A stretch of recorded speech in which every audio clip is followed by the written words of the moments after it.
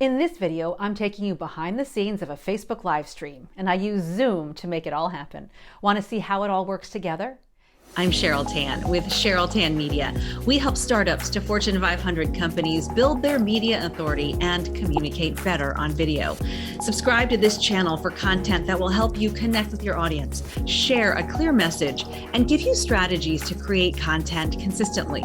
Click the subscribe button and the bell icon, and you won't miss a thing. It had been a while since I had done any sort of live video, but in the last few weeks, I definitely made up for it.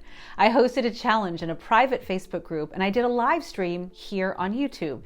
And I wanted to share some insights from those experiences, as they may help you decide if live or pre-recorded video makes sense for you.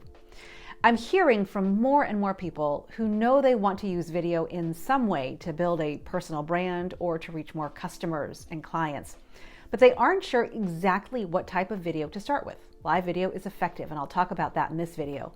But if you're just getting started, I suggest creating a foundation of pre-recorded videos first, and then adding live to the mix as you get more comfortable on camera.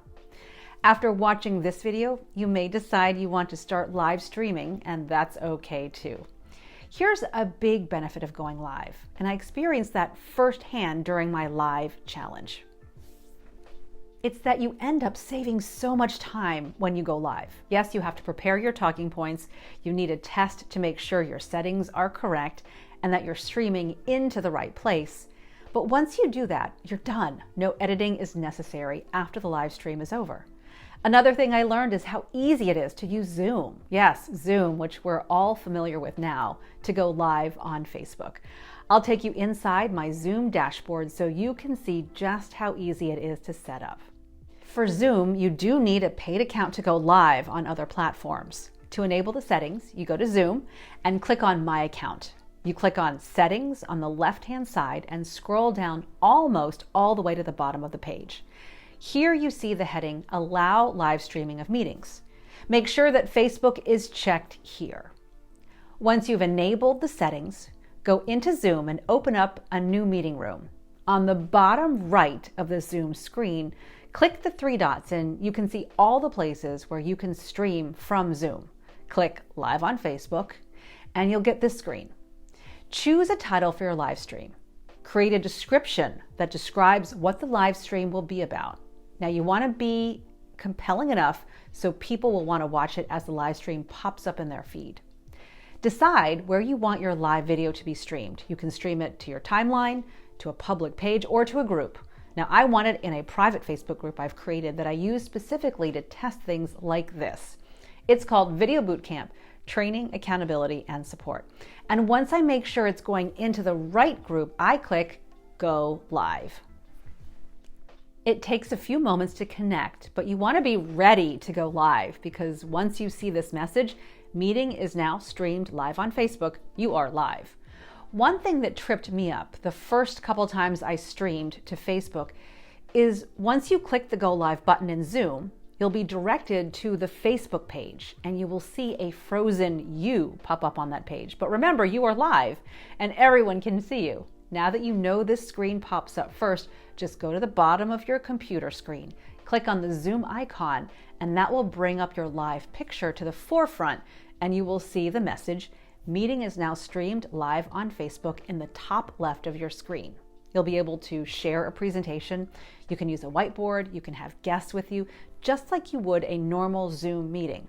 When you're done with your live stream, you simply press the red button on the bottom right to end the meeting, and you're done with both the meeting and the live on Facebook. And that's it. Here are a few other things to remember when going live. Have a script or talking points ready. Things move very quickly and technical challenges can make you lose your train of thought. For example, when your Wi-Fi isn't working properly and you get that message on your screen telling you your internet connection is unstable, which did happen to me, it makes you forget what you're talking about. Have another monitor up so you can see if you're live. I actually had two. I had another computer up with my talking points, and I had my phone up with the volume down so I could see if the live stream was showing up in the right place. It was very handy to have that there. I can't stress enough the importance of testing your systems. stream into a private Facebook group like I did and actually go through your presentation so you have an idea of what could go wrong. I'm so glad I did all of this because in the end, I had the chance to really connect with participants of my challenge. They asked questions, I learned about them and their businesses, and we were able to do some really good work together. If that's your goal, to connect with more of your audience, plan ahead, map out when you'll be doing a live stream, and then make sure your audience knows when it's happening.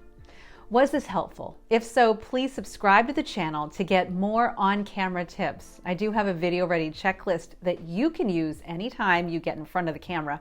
Just go to CherylTanMedia.com/video tips to download that for free.